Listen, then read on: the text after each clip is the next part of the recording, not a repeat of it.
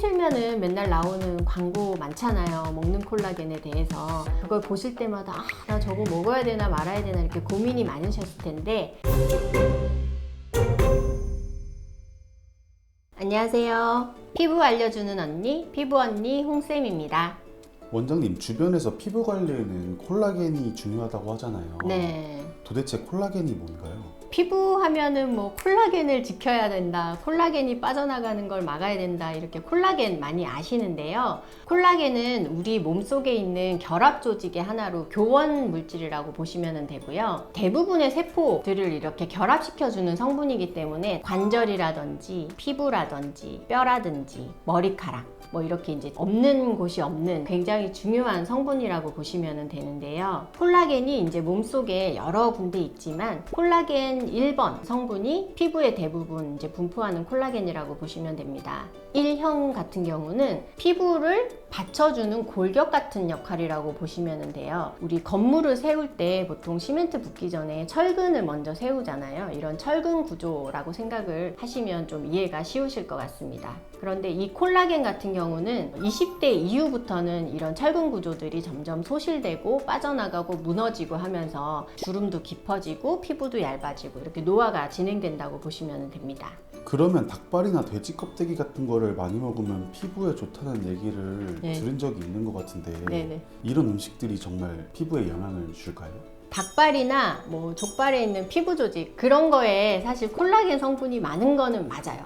근데 콜라겐 성분을 섭취를 하거나 했을 때 내 피부에 얼마만큼 유용하게 활용이 될 수 있느냐, 흡수율이 굉장히 중요한 거거든요. 예전에 제가 공영방송 인터뷰를 한 적이 있는데요. 거기에 어떤 사례였냐면 돼지 껍데기를 불려서 그 불린 성분을 가지고 이렇게 팩을 하시는 분의 피부 상태 이런 거를 제가 체크를 해주는 인터뷰를 한 적도 있는데요. 사실상 이런 동물성 콜라겐 같은 경우는요, 우리 몸에 흡수되기가 굉장히 어려워요. 콜라겐 성분의 분자 크기를 달톤이라고 표현을 하잖아요. 그런데 이 동물성 콜라겐 같은 경우는 대부분 2000에서 5000 달톤 정도의 크기이기 때문에 우리 몸에서 실질적으로 흡수되는 거는 불과 2%밖에 안 되거든요. 그래서 그때도 인터뷰 때 제가 그랬었는데요. 차라리 황태국이나 북엇국 같은 생선류에 있는 콜라겐 이런 것들이 더 섭취율은 조금 더 높지 않을까, 제가 그런 인터뷰를 했었던 기억이 나네요.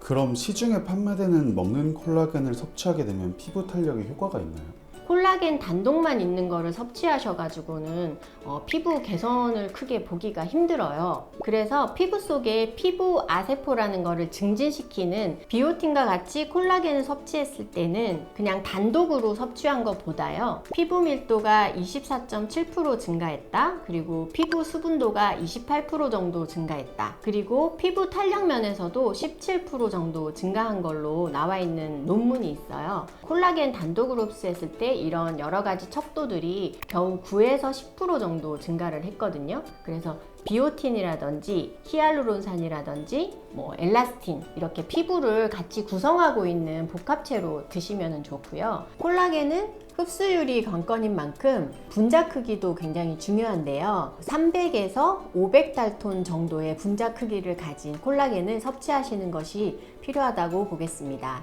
그리고 비타민C는 콜라겐 재생하는 데 굉장히 좋기 때문에 비타민C와도 같이 복용을 하시는 게 훨씬 더 효율적이라고 보시면 됩니다. 그럼 먹는 거 외에 바르는 콜라겐도 있잖아요. 네. 그런 것들은 효과가 있을까요?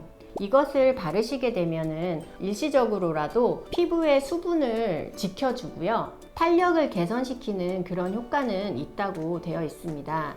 그렇지만 제가 그냥 개인적인 생각에서는 피부만 생각해서 바르는 콜라겐 제품보다는요, 먹는 제품으로 흡수시키는 콜라겐을 좀 활용하시는 게 더 낫지 않을까 싶은데, 그 이유는 나이가 드시면 관절도 이제 노화가 되고 골다공증 이런 것들이 또 생기게 되고 머리카락도 얇아지고 부스스해지고 이런 것들이 있으니까 전반적으로 다 개선을 시키고 싶다, 노화에 좀 도움이 되고 싶다 하시면 먹는 것을 더 활용하시는 게 더 좋을 것 같습니다. 원장님, 그럼 먹는 콜라겐 말고 피부 탄력에 효과를 볼 수 있는 시술이 있을까요? 주베룩 주사라든지 뭐 리쥬란 주사라든지 이런 스킨 부스터를 좀 활용해 보시는 게 훨씬 더 즉각적으로 빨리 효과가 나올 것 같고요. 가장 좋은 거는 아무래도 레이저들을 활용을 하시는 게 장기적으로 시간을 많이 투자해서 내가 피부를 개선하겠다 이런 것보다는 좀 더 나으실 수도 있지 않을까, 저는 이제 그렇게 생각을 합니다. 시술들이 또 비용도 있고 이러다 보니까 그런 것들에 대해서 문턱이 좀 느껴지시는 분들은 집에서 비타민 팩이나 비타민 관리를 좀 꾸준하게 해주시는 것도 괜찮지 않을까 생각합니다. TV 틀면은 맨날 나오는 광고 많잖아요. 먹는 콜라겐에 대해서. 그걸 보실 때마다 나 저거 먹어야 되나 말아야 되나 이렇게 고민이 많으셨을 텐데, 내가 이거를 한번 섭취를 해보겠다, 아니다 나는 그냥 다른 방법으로 피부를 개선시키겠다, 이런 거에 대해서 결정을 내리실 수 있는 컨텐츠였으면 좋겠고요. 여러분에게 하나라도 건질 수 있는 내용이 있었으면 좋겠습니다. 감사합니다.